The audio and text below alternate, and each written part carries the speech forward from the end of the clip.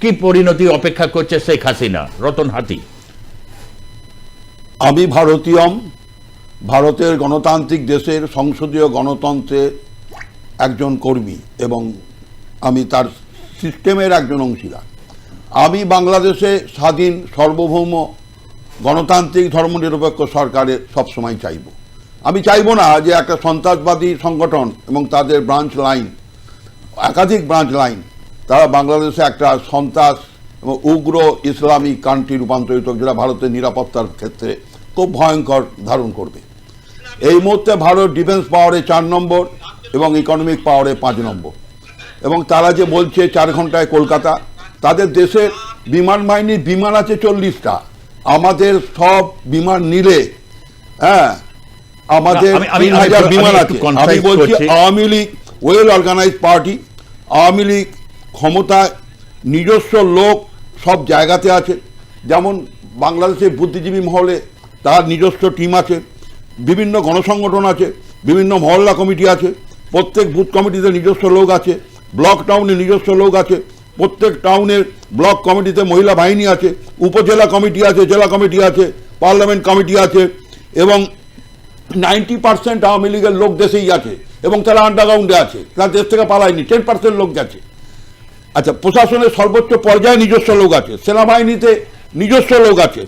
Funding করার জন্য 20টা top industrial group তারা ক্রাইসিস তৈরি করেছে। বাংলাদেশের জিনিসের দাম বেড়ে গেছে, সব ইন্ডাস্ট্রি বন্ধ করে দিয়েছে এবং অর্থনৈতিক বিপন্ন হয়ে গেছে এবং জিনিসপত্রের দাম বেড়ে গেছে। আর চাপ ইউনিট সরকারের উপর তৈরি হয়েছে, বড় বড় বিগ হাউস এটা করেছে।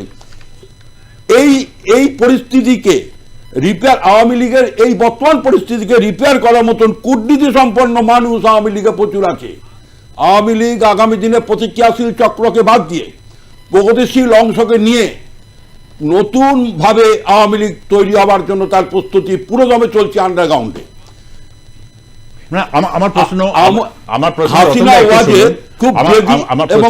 আপনি অনেকটাই ডিটেল বলেছেন, অনেকটাই বলেছেন, ঠিক আছে। আওয়ামী লীগ অত্যন্ত, আমি তো বারবারই কথাটা বলি যে সাউথ ইস্ট এশিয়াতে, দক্ষিণ পূর্ব এশিয়াতে আওয়ামী লীগ একটি প্রতিষ্ঠিত রাজনৈতিক দল, যার একটা গভীর ইতিহাস আছে।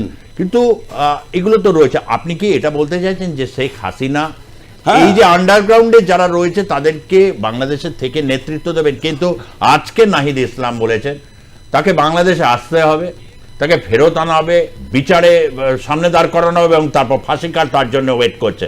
অর্থাৎ বিচারের আগে যে ফাঁসি কাট সেটা। এবং সজীব ওয়াজেদ জয় বলছেন যে উইচ হান্ট চলছে, অর্থাৎ ডাইনি খোঁজার মতো খোঁজা চলছে তাকে।